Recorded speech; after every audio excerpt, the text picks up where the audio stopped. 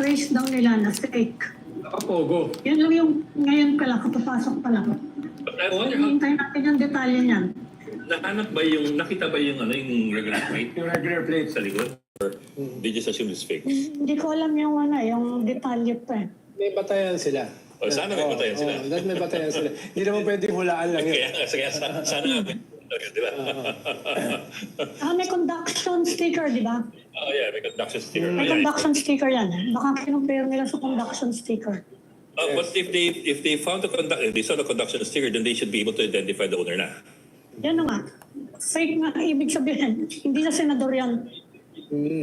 Balak lang Balak lang tumakas sa traffic ng undas.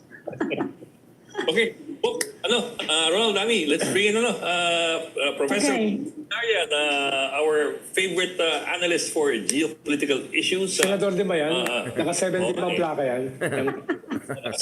007. Hi, 007 sa akin. Kamusta 007. ni... Sino kasama nyo? Hindi ko kilala yung co-host nyo, Ed. Sino ba yan? What are you doing? Matagal ko hindi nakita yan, ha? Waiting ka ba kay Sasa? Nagagaling lang yan sa flu. Huwag mo lokohin. Oo nga eh. Uy, Ronald, good to see you, bro. Well, sabi niya, let's go down to sir, ganito kasi, it's already the 4th of November. Everybody's excited for the US elections. Mukhang down the wire, kung meron man lumalamang, it's all within the margin of error at this point. Right. So, it's all up for grabs. But remind us again, what would be the implication if you have Trump winning for the Philippines, Southeast Asia, and the world? Pakantahan na Luisa ni Digong na my way.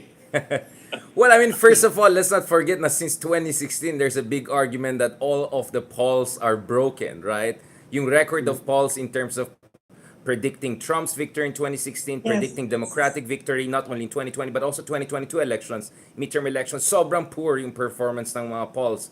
So I think we have to take the polls with a grain of salt, and not to mention, ang daming mga swing voters and counties na nagsiswing back and forth. I mean, just few years ago, we had Kamala Harris finally making a pitch saying that she's gonna go for a Gaza ceasefire now, all in na siya, because she realizes she needs the Muslim American votes, Arab American votes, especially in places like Michigan on her side. So ang dami mga 11th hour, almost 12th hour swings back and forth. So it's really hard to say. And then there was a couple, I look at least 3 different polls over the past 16 hours suggesting different things. Kamala doing well in Iowa, some of them showing that Trump is doing much better right now in the past 10 hours or so in some of the swing states. In Nevada, the Filipino-American community, including some of my relatives, could play an important role, extremely important role in determining who will be the next president of the United States. So I think, first of all, we have to park that. Now, speaking of Trump, well, the thing is this.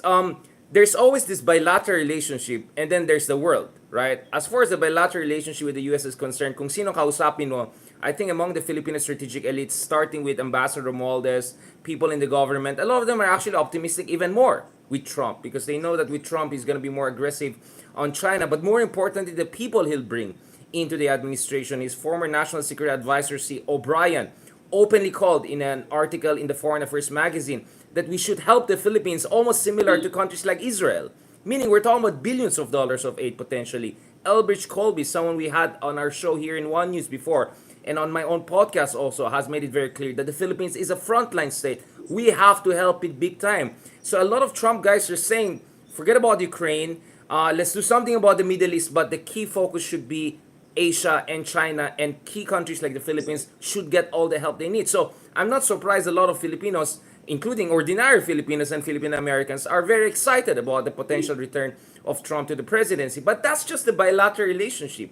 But I think what people are not taking into consideration is A, we might get an even more unpredictable version of Trump, and a lot of these good people who could be hired could be fired later on. But more importantly, we don't know what Trump is going to do in other parts of the world. If he gets into war in the Middle East, for instance, which is not impossible, as we look at this ping pong of missiles between two regional powers, then if the US gets bogged down in the Middle East, no matter how much Trump wants to be anti-China, he's not going to be in a position to help us. If he gets the Ukraine conflict or de-escalation wrong, he's going to pick fight with the Europeans and give the Russians a lot of incentive. So I think the problem I see with a lot of analysis is that they try to isolate Philippine-US relations as if hindi tayo apektado sa ginagawa ng US sa iba't ibang rehiyon ng mundo. At as if alam natin exactly ang gagawin ni Trump down the road, and whether yung mga tao na sa paligid niya mananatili sila down the road assuming they want to do what they want to do. So there are lots of known unknowns, not to mention unknown unknowns, and that's why I think we have to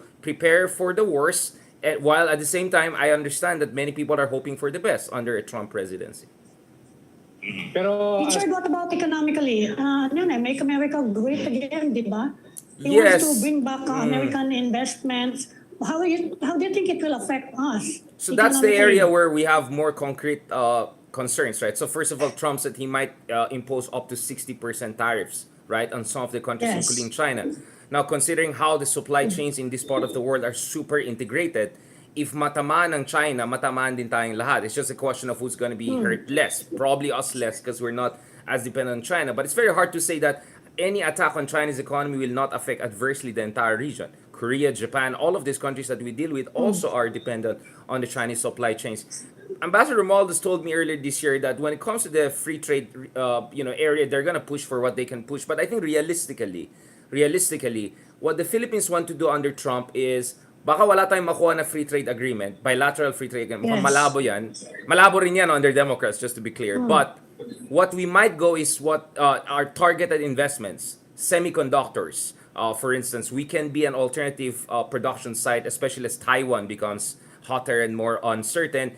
And also, there's a push to make the Philippines a top supplier of nickel. Because lahat ng mga EV battery mines ay na-dominate ng China, from Indonesia to Latin America to Africa.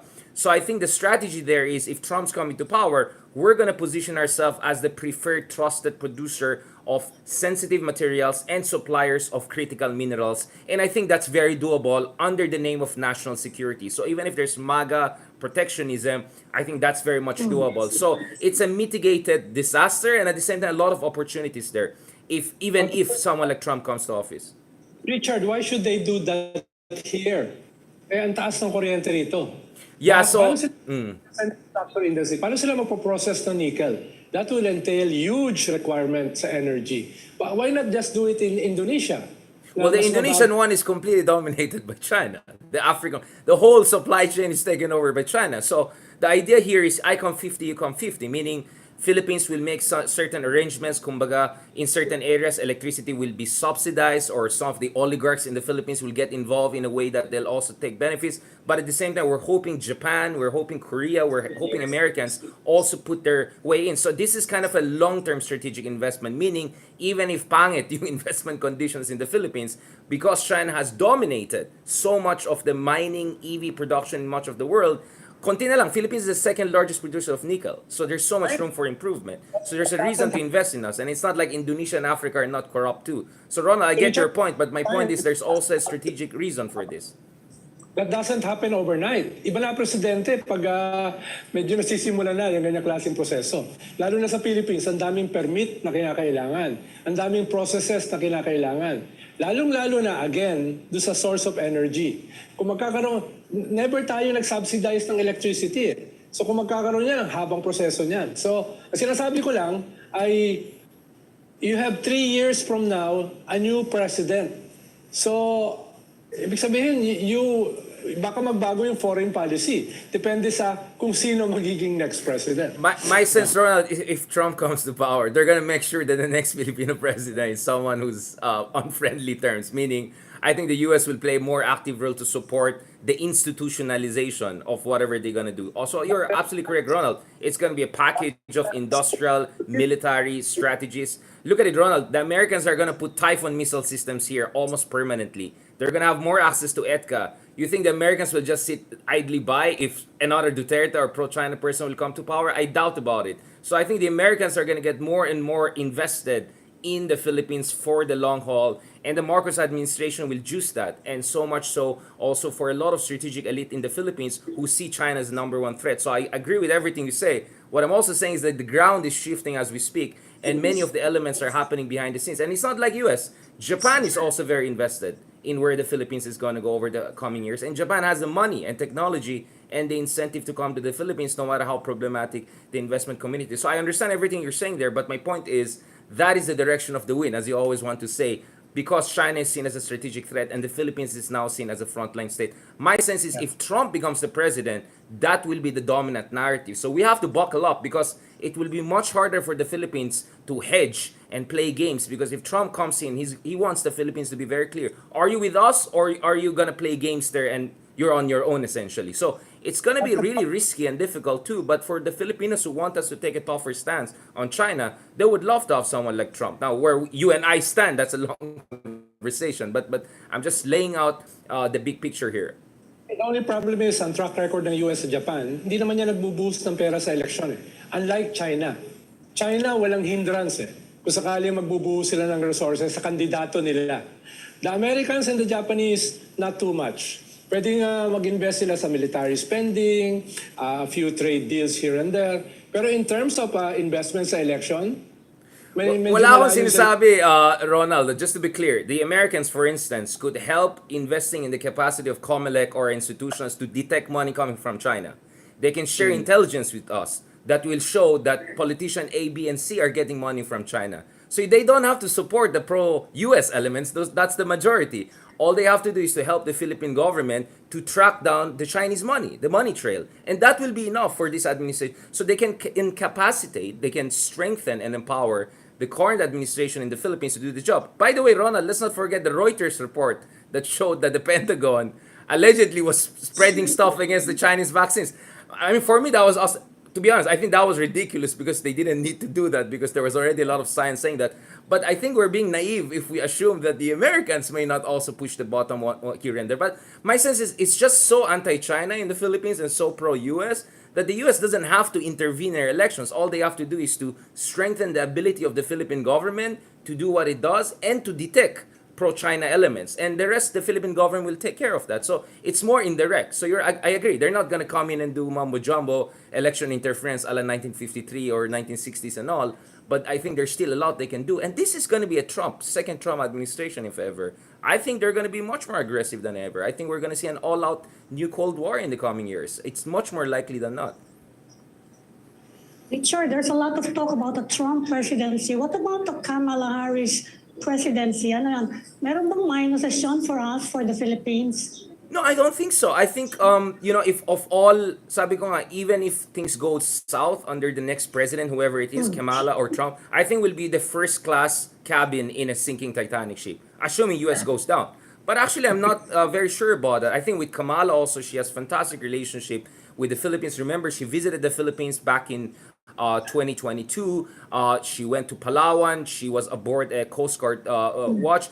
She was also, I think, in an event with journalists here, if I'm not mistaken, Rappler and some of the folks. She was asked about human rights. You could see she's very nimble. She's very capable. She can navigate the Philippine politics. And she's also of Asian background. She'll be the first ever, not only African-American and woman president, but she'll be also the first Asian president. She understands her part of the world very well, almost viscerally. So I think Kamala will also be a very competent person should she come in terms of handling bilateral relations. So I honestly don't understand the Filipinos who so hate Kamala as if she's going to be continuity of Biden, but I think it's going to be a much more humane, compassionate version of Biden on some issues like Gaza, for instance. I think she is going to have the more personal touch, and she's younger. She's more dynamic. I expect Kamala to have a state visit to the Philippines should she become the president. She has already made that visit as a vice president. Biden was, to be honest, he was not in the spring of his youth, summer of his youth, so he didn't visit the Philippines for a state visit or anything. So I think you're going to see more and better version of Biden should Kamala Harris win. So either way, I think there are a lot of pluses that the Philippines can look at. But obviously, with Trump, it's like there could be more plus, but there could also be more minuses. It's much bigger strategic gamble, except we don't have a vote in here. So it's a gamble that we didn't pay for or we didn't have a power on. So we just have to prepare for the worst and hope for the best. But if we zoom in a bit, for example, in specific issues, Trump versus Harris, for example, EDCA sites. It won't change. If you're looking, well, it was Biden. It will not change. It will not Whether change. Trump or Biden, hindi magbabago yun. Masama problema ng US, it's the most polarized election. This early, sineset na ni Trump yung template na pag siya ay natalo, daya. Daya. Kaya sineset na niya yung template para sa kanyang mga troops to have another January 6. It might make January 6 look like a picnic kung matatalo si Trump this election. Na may possibility na matalo kahit siya ay slightly ahead dun sa swing states. So, ang manghihina rito ay yung US vis-a-vis the world. No? They would look terrible dito sa polarization na ito. Not just vis-a-vis the world, US vis-a-vis its own democracy. Hindi, exactly. Kung They'll give a bad name to democracy. US, anong itsura nila sa mundo? Yeah. But Ronald, let's not forget, there's something I didn't mention, no? Trump, if you look at their, I don't know, I don't want to forget about the 2025 agenda, whatever. It's very likely they'll be very strict on immigration issue. So another reason I wonder why a lot of Filipinos are so excited about Trump president is like, wait, if you have relatives and family or TNT in the US, oh my goodness, the ICE and the agents in the US are gonna have more power than ever. We're gonna have people like Miller, right, who has this very aggressive immigration policy. So a lot of Filipino Americans or a lot of Filipinos residing in US in let's say gray area, legal gray area, could get hurt very bad if ever some of these speculations about a second Trump president come true. Not to mention, maybe going to the US will also be much more difficult for a lot of Filipinos who want to rejoin or revisit their families. So I think it's quite a lot. It's quite interesting to me that a lot of Filipinos are not looking at that aspect. Like I hear a lot of Filipino Americans or Filipinos with Filipino American families saying, "Oh, it's good, yeah, America has to have, that build that wall. All of these people from South America coming." I said, like, yeah, but it's not like it's only those people who are going to be affected. A lot of Filipino Americans will be affected. A lot of Filipinos who want to migrate to the U.S. or visit their family will be affected. So that's one area where I think we have to curb our enthusiasm about a second Trump presidency. Richard, I don't know if this is true, but let me tell you something that I've been hearing over and over again. The immigrant community in the U.S. is supposedly one of the most anti-immigrant communities. Hindi naman. They're more protective. Hindi naman. They're quite protective of the rights that they've already acquired and privileged. Hindi naman. Halimbawa, Hispanics, 57% Kamala, 35% Trump. Halimbawa, ang blacks, 86% Kamala, 11% Trump. So kung titignan mo yung mga migrants. Yung Filipino. Filipino, Yung 60-40. Filipino. May migrants mga yan. Filipino, They've settled 60-40. there already. Yung 60 for Trump. 40 for Trump, 60 for Kamala. So, ibig sabihin, yeah, nakita rin, significant pa rin yan. Pero hindi totoo na overwhelming yung support ng migrants kay Trump. But Ronald, the direction is the important thing. We see more and more Asian Americans, more and more Latino Americans going towards Trump. In fact, one reason Trump is so strong is how he was able to get support from minorities, Latino community, from Asian American community. So it's a direction which is, I think, troubling. Ang tingnan mo, Richard, yung movement. Nung kay panahon ni Clinton, halos tie yung Hispanics, Trump-Clinton. Dito, medyo lamang si Kamala. Sa Hispanics, ibig sabihin, the movement is medyo nare-realize ng significant sections ng migrant community na delikado sila kay Trump. Kahit significant pa rin yung support ni Trump. But if your reference point is Obama, the Democrats are bleeding a lot. In fact, among African-American male, they're not doing very well, including in swing states like Georgia, for instance. Yes, if your reference point is 30 years ago, maybe, but if my reference point is Obama, 2012 versus 2024, it's not looking very good for Democrats. My reference is Hillary, 2016. Si Hillary pala. Well, Richard, she may didn't win, fearless so... forecast ka ba? Richard, may fearless forecast ka ba? Kasi yung mga polls ngayon mas malala pa nung kay Hillary, mas malawak ng konti yung ano niya noon Yeah, Hillary was Yan, plus popular 6%. Yeah, Hillary was plus 6. Hillary was plus 6. Absolutely. Hillary was plus 6. Biden was plus 10. Kamala is just tied.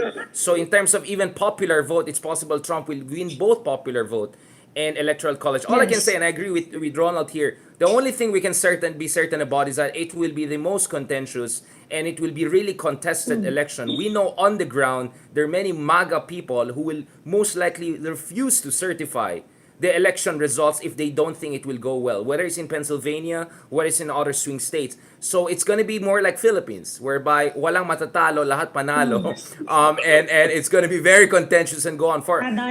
So I won't be surprised. We won't know the result until the end of this week, or it will not be accepted by Trump forever, essentially, because Trump needs to win. He could face criminal cases. That guy is desperate to Yes. win.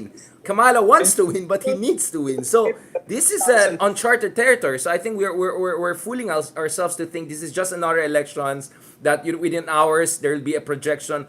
It will be even possible that different channels will project differently. Yung nakita natin sa Succession, Season 5, it's possible that one channel will call it for Trump and another for another channel. I mean, those scenarios are more likely than not. So that's why both Kamala and Trump have a huge, humongous legal team who are going to contest it one by one, one by one. But one reason to siguro the Democrats are more worried is the Supreme Court is dominated by Republicans. At least three of them have been with by Trump. So if things go crazy into the Supreme Court, it might not look that good for the Democrats. And not to mention, there's also another possibility na mag-tie sa Electoral College. I think it's possible both get 269. Under some scenario. In that scenario, it goes to the U.S. House of Congress. So I know these things sound crazy and out of this world, but it's more likely than not now than any time in the past 50, if not 100 years. So brace for the most exciting U.S. elections. And tayo naman sa Pilipinas dahil sanay tayo sa mga contested elections and Dito all of that. araw-araw exciting. Exactly.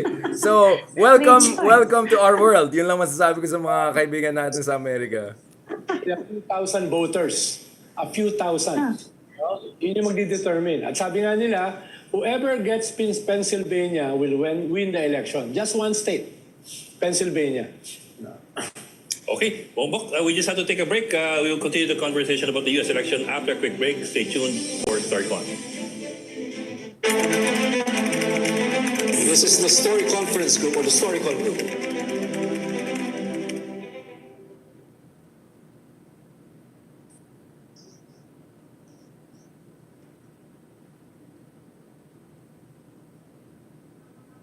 Mga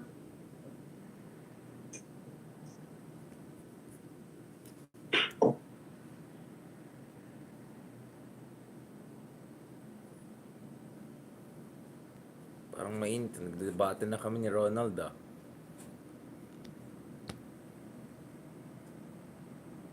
Ba't ako inaaway ni Ronald?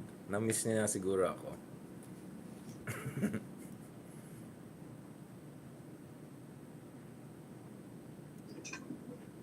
ako muna. Tignan ko lang itong buhok ko. Wow, this is gonna be crazy, man. Woo! Gulo niyan.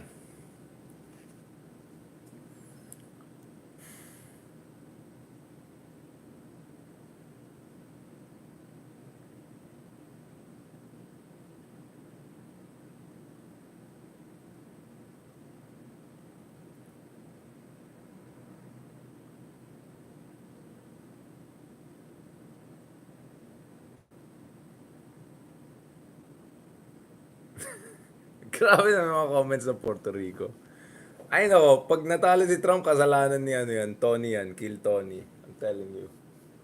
Si Kill Tony ang may kasalanan dyan. OMG. Kill Tony.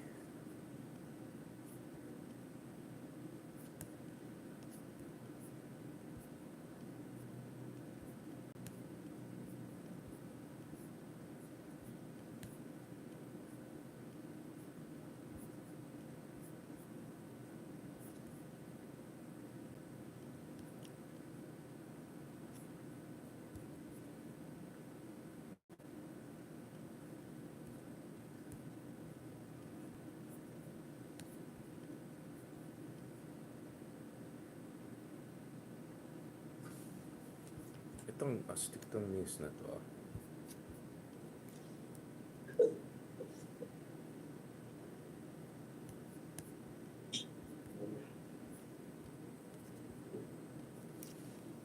Ito news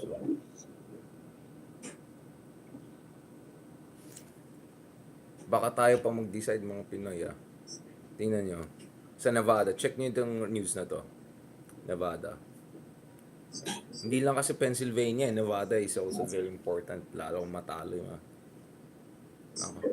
baka naman, tita, yung mga mag-anak natin dyan sa Nevada. Yun lang. Republican yung mga ano ko dun.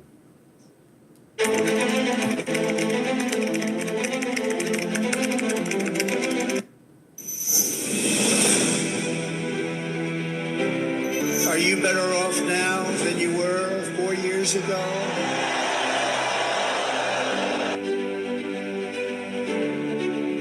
Kamala, you're fired. Get out. Get out. You're fired. There is a yearning in our country for a president who sees the people, who gets you and who will fight for you. That is what this election is about.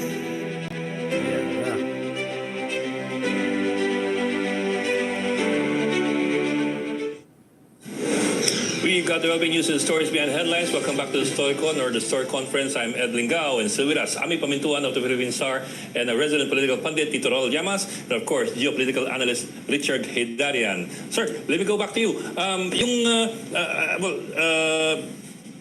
The impression I'm getting is that whatever happens tomorrow and on Wednesday, it's either Trump wins or manggugulo si Trump. Trump wins or Trump wins, right? I mean, it's just the version of which version of Trump wins we're gonna get. Well, actually, I was monitoring over the past 48 hours or so online on Twitter already. There, I don't want to say it's a script, but there are already some would say disinformation, or some would say psychological warfare, mind condition, whatever. Kung saan sinasabi kong matalo si Trump, ito yung mga dahilan. So as we speak, there's already the predicate being set by some of the partisans of MAG. I'm not saying they're necessary from campaign of Trump, but these are the talking points that will come out in the coming days. So from Arizona to Pennsylvania to a lot of these swing states, hard-fought swing states, there are going to be most likely a lot of people who will they refuse to certify the election result if it doesn't go Trump's way, or will contest it over and over again and overwhelm the system, including the American judiciary, with a lot of complaints. So really buckle up. I mean, I would be shocked if this election had a seamless transition. Because I'll tell you what, if Trump wins also, but it's very close, who tells you that the other side will also accept it nicely? I think we keep on talking about Trump not accepting the results. That's 100%. But I think some people are also underestimating, maybe not Kamala, but are underestimating a lot of people in the Democratic Party, anti-Trump elements, who will also perhaps be very reticent to certify or to accept a Trump presidency. So you may see in a situation where Trump wins, that will also not be a seamless transition. I remember I was in the US in 2016. As soon as Trump won, there were already protests within hours in front of his tower there in Manhattan. So I won't be surprised. We'll see even more on steroids version of that, because this election is even more polarized than the 2016 elections, and it's much more existential to both parties. January 6th is They one thing. won't attack. No. I'm not saying it's necessarily the same way, but you could see a lot of bottom-up pressure, grassroots pressure for something to be done. So it goes down to Biden. I think this is where Biden's role will be very important. If ever they don't win, it's important that Biden comes out and says, this is about the Constitution, this is about transfer of power, you may not like the result, but this is what we have to do. The difference with last time, during the January 6th attack, is that time it was Trump who was the president. This time Biden is the president, so I think Biden as a president can play an important role in smoothing that transition. But I'm just saying, I don't see it at the same level, but it's also very likely that the other side will also not easily accept it should Trump win, and the margins are very, very close, very, very close. Tito Christian, usually Christian. usually Richard, usually, sorry. Ibang programa yun. Ibang channel. Usually, Mamaya, Richard, yari ka sa akin, Ronald. lahat ng previous elections sa US, pag magandang economy, yung incumbent ang panalo, or at least yung kandidato ng incumbent. In this case, relatively maganda ang economy ngayon. Sabi nga nila, soft landing. Pero bakit ganun pa rin kalakas si Trump? Bakit ganun pa rin kadikit? Naiiba itong election na ito. Dahil usually, pag okay ang economy, no, sabi nga ni Clinton, it's the economy, stupid, no, panalo yung incumbent or yung kanyang kandidato. Bakit ngayon ay napaka-tight? It's the inflation, stupid. If there's gonna be an updated of what the inflation hurt the Gen Zs a lot. Younger Americans cannot afford, so housing costs are extremely high. I remember asking my cousins, the interest rates 5-6 years ago was 2%. Now the interest rate is what, 6%, 7%? Housing is very expensive, extremely expensive. The poorest of poor Americans, Gen Z, new generation Americans, a lot of them have been turned off because Parang sa Pilipinas, ang ganda ng macroeconomic, yung overall growth. Pero in terms of trickling down, in terms of impact sa most vulnerable, things have not been very good over the past years. Only now nag-slow down yung inflation. So yung high interest rate era affected housing, and high inflation until recently also very severely affected the more vulnerable sections of the American society, and also the youth. A lot of youth, Gen Zs, were turned off by the economic track record. But that combined with immigration, this fear mongering around immigration, and legitimate concerns about the messy border issue in the United States, which is a bipartisan fault, perhaps even Trump's fault for not allowing it to pass earlier this year. That is also playing on each other. So, Ronald, you're absolutely right that historically, when economy is somewhere along where we are seeing it right now, it shouldn't be too bad for the government. But what we're also seeing is that now people care about the trickle-down effects of that. Now people care about immigration in ways perhaps they were not as much concerned. And culture wars. These culture wars are really, really something that we have to... It has been going on for quite some time, of course. Since Nixon, we can talk about it. But now, the abortion rights issue on the side of the Democrats versus the immigration issue on the side of Trump, this clash is something quite unprecedented, I would say. Hence, the economy is not as central. Kasi medyo, we have the impression na unusually strong yung suporta ng PhilAm for Trump. Of course, as Ronald pointed out, mas malakas pa din yung sa Democrat, pero malakas siya, di ba, for the Republican agenda. Bakit ganun, apart from immigration? We were number one before, right, in terms of Asian American support for Trump. Well, one reason is a lot of Filipinos in the U.S., including a lot of our relatives, work in the military, in security services. So remember, Trump increased their pensions, increased their salaries a lot. So we saw that also with Duterte in the Philippines, right? That's one thing with populist right-wing leaders. They take care of the military. They take care of law enforcers, armed forces. So that's why Trump has an unusually high. But at the same time, if you look at patterns of immigration, especially first-generation Filipino Americans, those who went there in the 80s, 90s, 70s, they have much more conservative point of view that I think much more aligns with Trump than this more, some would say, woke or progressive cultural predisposition that we're seeing on the other side. And then, again, I'm not an expert on this, but at least I'm hearing a lot about how Trump did a good job in terms of reaching out to the Catholic American community. J.D. Vance is Catholic. A lot of influencers, alt-right influencers, people close to, are also very close to at least a conservative version of Catholicism that I think is much more palatable or amenable to a lot of Filipino and Latinos who are also Catholic background. Not to mention this family values debate, all of these things versus the more minority rights focus of Democrats. So this is again, you see where the culture war is actually benefiting Trump because it allows him to present himself, ironically, for someone, I mean, we know his personal life and background, right?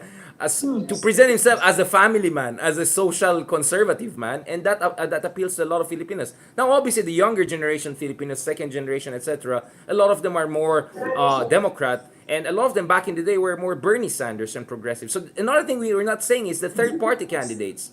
I think I saw one number in Pennsylvania, 2% went to third-party candidate. So it's very possible that Kamala could lose this because a lot of progressives just couldn't stand her on a lot of issues, including Gaza issue, for instance. Or they feel she's not as progressive as they want her to be. So one reason that could also cost Kamala Harris votes is also defection from within the ranks of Democrats, especially by more progressive elements who are also not happy with this outcome. So that's one element we didn't talk about. And speaking of third-party candidate, I think defection by RFK Jr., who was getting 4 to 5% of the vote, to Trump explains why Trump is so competitive right now, even in popular vote. I think had RFK Jr. perhaps not defected fully to Trump and progressives did not defect as much to third party, this race would not have been as close as we see right now, including in popular vote, not only in electoral college vote. Ami, 40% ng pro-Trump ng mga PhilAm usually are seniors. At ang issue nila is abortion and divorce. Yeah. Yun yung very strong sa kanila. Na kaya sila ay anti-Democrat. Doon naman malakas ang mga Democrat sa kababaihan. Majority ng mga American women are pro-Democrats because of the reproductive health na kasama yung abortion. Yung mga Pinoy naman, lalo na yung seniors, galit na galit sa issue ng abortion at divorce. You know, Ronald, one reason I was not surprised with a lot of Filipinos supporting Trump is I also know a lot of people, now I'm gonna throw the grenade. Marami akong kilala na pro-Lenny pero pro-Trump din. And I ask like, how does that make sense, right? Because like Lenny is like supposed to be anti-Duterte, Duterte. They said, no, you're getting it wrong. It's about family values, social values, conservative values. So, that made me realize, no, for many people, they're looking at Trump not for everything else that people are critical. They look at him as the forebearer of conservative values, including Catholic values. So I think that's where medyo humina yung strategy ng Democrats. I think the Democrats should not have allowed the Republicans to monopolize the family values issue. Why should they only have the family values issue? From Obama to Biden, if you look at the first families, these are very tight-knit families, very strong values. Biden is a Catholic. He has a strong values. But for some reason, I don't think Democrats have done as much outreach to the Catholic and conservative communities on the social values front in the ways that they could have. Biden tried that with quite some success. Even Obama tried that. Even Bill Clinton to a certain degree. So one of the things we're seeing here is that Trump was so effective in monopolizing this, we are the family values party. And I think that explains also why a lot of older generation Filipinos are very much palatable to Trump's message. Pero yun nga, aside from the abortion issue, how was Trump able to project himself as the symbol of family values and conservatism? Well, yung evangelical churches kasi sa US are Republicans. Yeah. Yung evangelical church. It's not even the Catholics. Mas malaki yung evangelicals kaysa sa Catholic church. Kaya yun yung base ng Republicans. Yeah, pero in the end, how was Trump able to capture But everybody? Ed, look at it. Look at his big family, right? They're all there. I mean, yes, you can talk about his divorce and background and all, but look at his events. Whether it's the Madison Square event in New York the other day, although of course there was some controversy, the horrible comments by some comedians, and then if you look at the essentially the nomination. His kids are always there, right? So you can always say, yeah, Trump, he had divorces, failed marriages, but he's the man of family. Literally, he'll have his sons, his daughters, all of them coming there. I mean, look at it. Even people who are part of his campaign are his daughter, his son-in-laws. One of his son-in-laws is actually Tiffany's husband. He's a Lebanese American, and he played the important role of reaching out with the Muslim Americans. So he's very good in projecting this united family front. They're not very intelligent. Ronald, that's why I'm saying this, so you don't have to say things like that. Scandals, Richard. They can overlook the sex scandals, yung corruption scandals. Bakit ganon? Para naman na sila, hindi ko nasasabihin kung sino yung kapatid. Well, Ami, I think both I and Ronald have used this term. We live in a political multiverse. The information ecosystem. I mean, I talk to family members relatives who are Republican. They don't see what we see. They don't read New York Times. They don't listen to Ezra Klein or whatever. They listen to a completely different world, right? Whatever the new version of Rush Limbaugh, whatever is out there. It's a completely isolated, silo-driven information ecosystem. So I know many Americans, intelligent Americans, engineers, doctors, who are in a completely different universe of information. So that's why I don't agree necessarily with Roland that this is a question of high or low information. It's just a complete multiverse, right? And so lahat ng mga nakikita natin, iba yung nakikita nila. They look at it from a completely different angle. They look at it as a conspiracy of the deep state against Trump, yung judiciary daw nila sa New York bias against Trump. So actually, Trump looks like the victim. He looks like a victim of a conspiracy, and that conspiratorial mindset is very strong in America. Ito, may kwan dito. Si Manny Mugato, hindi daw intelligent ang American voters. Kayong dalawa, wala na kayong visa pag si Trump manalo. Bahala kayo dyan. Silang dalawa lang yun. Basta, kami sinisigurado namin, dire-diretso yung balik namin. No? I have one more question. Many expected that after January 6, the January 6 attack on the Capitol, that signaled the end of Trump's political career. That was the impression there. Parang, wala na, patay na to. But after a couple of years, now he's neck and neck. So Ed, kasi... Again, let me do the other version. Ed, I was in South Carolina and Georgia earlier this year. I was talking to a lot of people who were Nikki Haley fans. I even met some people who are DeSantis fans. I think one thing happened there is that despite the diminution in Trump's support initially because of January 6 and all of that, especially after nung na-convict siya, he was so effective in presenting himself as a victim. he rallied the Republican Party around him. So completely na-decimate yung momentum ni Nikki Haley.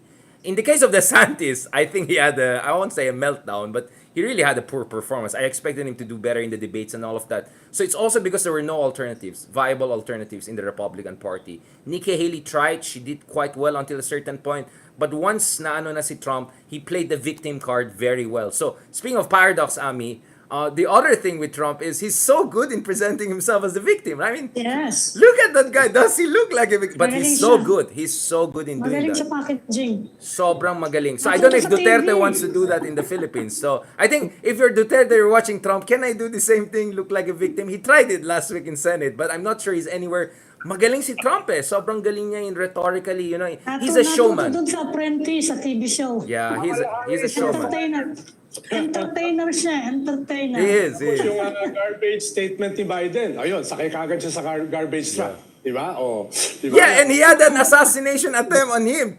Two Yeah. and he came out and hands up. I mean, you can Yes. okay. I mean, for all his showmanship, maybe a cynical part of you say he's such a showman that even at that Yes. moment of almost life and death, the showman He is was the still in showman. charge. So this is politics, Ronald. You know this better than us. You know, politics is also about showmanship, and Trump is so effective. Alam Okay. niyo na kung bakit nakasama sa mga listahan ngayon si Ronald, or Senator. Basta Ronald, wala ka ng visa pag nanalo si Trump. Hindi maganda yung hugot na yun, no? Teka. We need to say goodbye to Richard. Sir, maraming salamat for joining us this afternoon. Geopolitical analyst Richard Hilarian. We're going overtime already. So Dapat favorite geopolitical analyst. Please don't forget. Yes.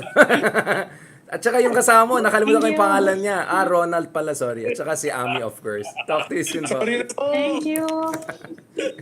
See you soon. kanyang Christian. Loko-loko talaga sila. Cancelled na yun si Ronald sa akin. He's cancelled. It's over. Good luck, guys. Tuloy-tuloy natin discussion ito. I mean, guys, I'm trying to be as fair as possible, okay? I'm looking at this from all angles. I mean, the guy is a showman. I cannot... Let's talk about this later together with Kristan. We're gonna talk about this. Talk to you soon.